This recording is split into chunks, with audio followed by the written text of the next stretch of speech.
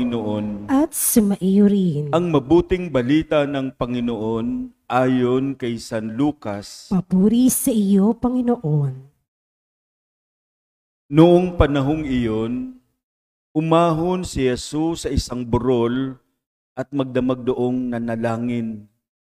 Kinaumagahan, tinawag niya ang kanyang mga alagad at pumili siya ng 12 sa kanila, na tinawag niyang mga apostol, si Simon na pinangalanan niyang Pedro at si Andres na kanyang kapatid, sina Santiago, Juan, Felipe, Bartolome, Mateo, Tomas at Santiago na anak ni Alfeo, si Simon ang makabayan, si Judas na anak ni Santiago at si Judas Iscariote na naging taksil. Bumaba si Jesus kasama sila at tumayo sa isang patag na lugar.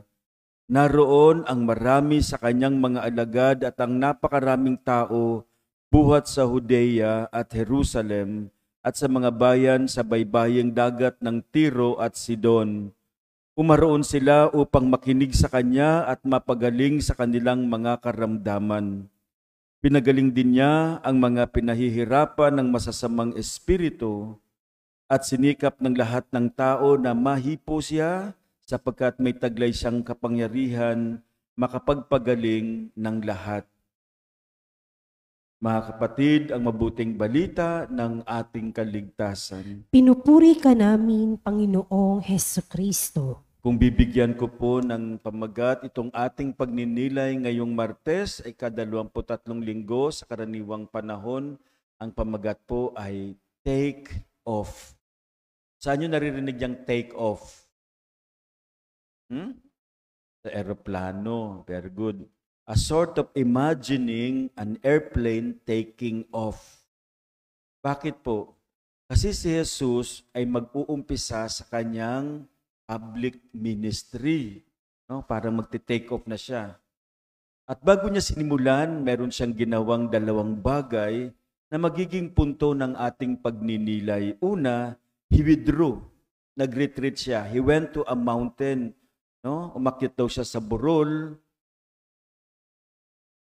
to pray. Of course, pag umakyat siya sa burol, nagdarasal siya. He spent the whole night in communion with his Father. Kasi mag-uumpisa na sa kanyang public ministry. Minsan, we need to retreat. We need to withdraw in order to see things better. Si Jesus umakyat ng bundok because in the mountain, sa bundok, you see things from a higher perspective. No? Symbolically, climbing up the mountain is like you see things from the perspective of God. Para kang Diyos, nakikita mo yung mga lugar-lugar.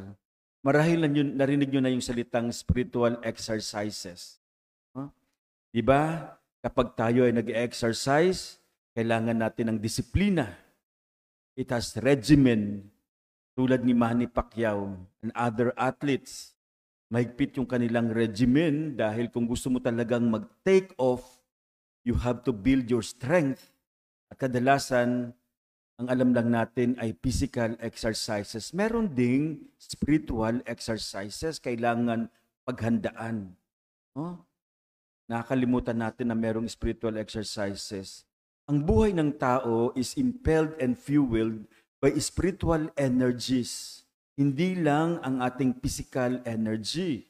And so it is important that we also make good in our spiritual life. Ito yung ginawa ni Jesus. Remember, he is about to begin his public ministry. And so inihanda niya yung sarili niya. Nagdasal siya, he prayed. Kasi part of the take-off is a departure. Diba kapag lumipad yan, iiwan mo. Meaning leaving familiar grounds. Leaving your family, his mother, his circle of friends, iiwan niya yung lahat. At kadalasan, kapag iniwan natin ang ating nakasanayang lugar, yung taong malapit sa atin, naiiwan natin sila, nagkakaroon tayo ng separation anxiety. Mga asawa kapag aalis na, pag yung mga OFW, iiyak na yung mga anak, magkakaroon ka na parang separation anxiety. Kaya malaga kay Jesus itong retreat. Through and by this retreat, Jesus is seeing things bigger than himself. bigger than his home in Nazareth. And maybe Jesus was struggling because he's leaving his mother. Kaya kailangan niyang magpalakas ng loob at ng kanyang pananalig. After his retreat, tumawag siya ng kanyang mga lagad. Ito yung pangalawang punto natin. He builds a core group. He does not work alone. And that is the genius of Jesus. Christianity is a communitarian. Sa totoo lang, the best things that are produced by people are things that are produced in the context of collaboration, yung pagtutulungan nating lahat. It is when people work together, it is when people dream together that we are able to make beautiful things and good things. At para sa akin, yan ang dahilan kung bakit ang simbahan ay narito pa rin magpahanggang ngayon. Kung napansin nyo, ang mga tinawag ni Jesus, karamihan sa kanila ay mga ordinaryong tao. Karamihan sa kanila, mangingisda. Marahil magtatanong kayo, what kind of choice is this? Hindi niya tinawag yung mga pari na may pinag-aralan, yung mga doktor na mas qualified, come to think of it. Bakit mangingisda? Dahil ang mga mangingisda ay mga sensitive people. Marunong silang makinig, kalmado. No? Kasi may ilap yung mga isda. Kaya kapag ikaw ay mangingisda, no? Very calm. Dahil mailap yung mga isda, baka mabulabog mo yung mga isda. Marunong silang makiramdam sa hangin, sa dagat. That kind of sensitivity is what Jesus needs. Yun yung mga katangian na kailangan niya, itong ministry na kanyang sisimulan. Kailangan ni Jesus sa mga alagad na marunong makiramdam sa pangangailangan ng tao. Kaya nga sabi ni Jesus, mula ngayon, hindi na kayo manghihuli ng isda, kundi manghuli kayo ng tao. Mamamalakayan na kayo ng tao. Yun ang kanyang huhulihin ninyo. No? Katangian ng mga kailangan ni Jesus. Ang ating simbahan na itinatag ni Jesus sa pamamagitan ng kanyang mga alagad, ng kanyang mga apostol. Kaya ang ating simbahan ay tinatawag na Apostolic Church. A foundation that made the church last for more than 2,000 years. At tama si Jesus sa kanyang pagpili ng mga taong kahalili niya. Ito ang mensahe sa atin sa araw na ito.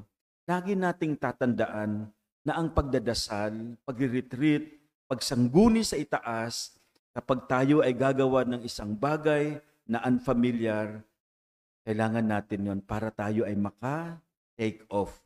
At maging sensitive nawa tayo sa pangangailangan ng ating mga kapatid, pangangailangan ng ating kapwa mananampalataya. Doon uusad ang kahit anong plano na gagawin mo kapag ito'y galing sa itaas at tayo ay gagawa para sa ikabubuti ating kapwa. Amen?